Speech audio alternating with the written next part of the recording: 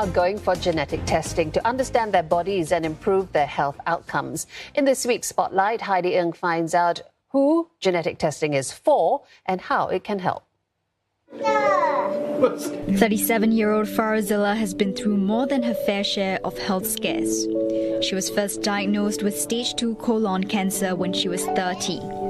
After removing her colon in 2017, a checkup in 2020 revealed 4 tumours in her stomach.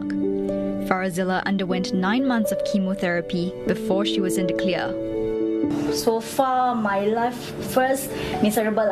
I'm unhappy, and I feel so weird why I have this kind of unhealthy sickness I've been going through. So it's remind me of my late dad also. Due to a strong family history of cancer, she was advised to go for genetic testing in 2021, where she was found to have a gene mutation increasing the risk of growths in the colon. Her 3 children also got tested. The doctor said, we have a good news and bad news. I asked, what is the good news? Your good news is your 2 children is negative, and your bad news is 1 children is positive. They are taking active steps to monitor their 9-year-old special needs son for early symptoms, such as by asking his school teachers to help check if he has any blood in his stools. He will also go for a colon checkup. Actually, I feel depressed, but now we find out so early stage, and he is very young, 9-year-old only. So, yeah, I hope it will not come like the mamila. You have to take out the whole colon. Yes.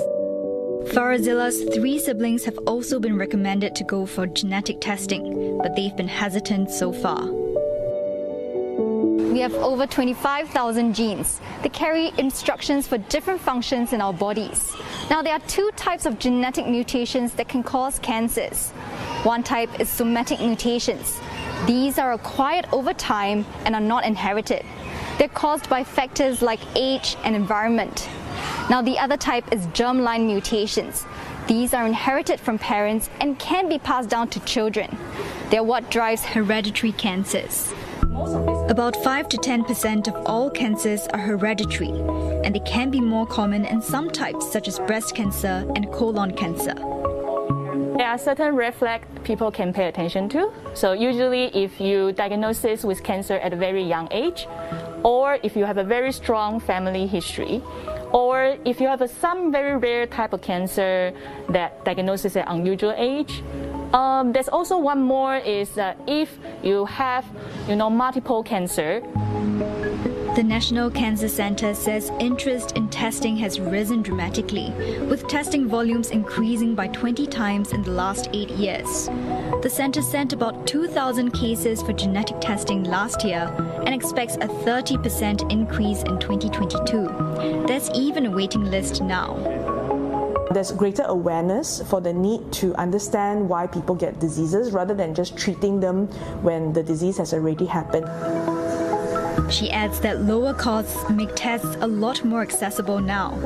For instance, testing for a single gene could cost up to $7,000 about 15 years ago. Today, it costs about $600 to test up to 500 genes at one time. Patients will have to go for pre-test genetic counseling to understand the test and what course of action they can take after. It doesn't mean that at the first visit for the genetic testing, that's when the patients need to go for the test. Some of them just come for information, and then they might need a bit of time before they come back for the test when they're actually ready for it. Besides clinical genetic testing, direct-to-consumer DNA kits have also become more common these days. Some test for ancestry, while others tout being able to help people hack their diets and exercise routines with customized recommendations.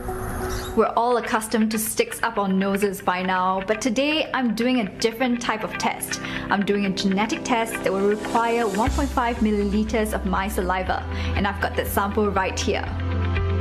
And just like the usual ART, I'll need to add the buffer solution to the sample to stabilize the cells I have in there. Now my sample will be off for processing, and I'm expected to get my results in about 4 to 6 weeks. I don't have my actual report right now, but here's an example of what it could look like. Based on this report, This person is slightly sensitive to gluten and salt.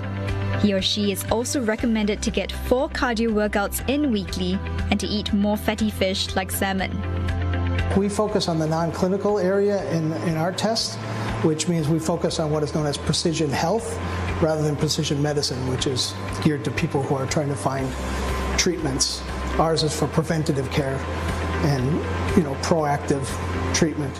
It says that prior to the pandemic, it was seeing robust yearly growth. Imagine Labs processed about 8,000 tests last year from its markets including Southeast Asia, Australia and New Zealand. A health ministry advisory also tells users to be cautious in interpreting results. At the end of the day, clinical genetic testing is another weapon in the healthcare arsenal. Genetic testing nowadays is already a standard medical care. So basically, the genetic testing result is a clinical diagnostic result, and you will be able to use it for your medical decision, and your doctor will also to be able to use it to know how to better take care of you and how to manage you. The idea is if we can intervene earlier, we will save patients from getting the condition as well as save healthcare costs at the health systems level, because it's a lot easier to treat something early than when it's already in its late stages. That's something Farazilla and her family can identify with.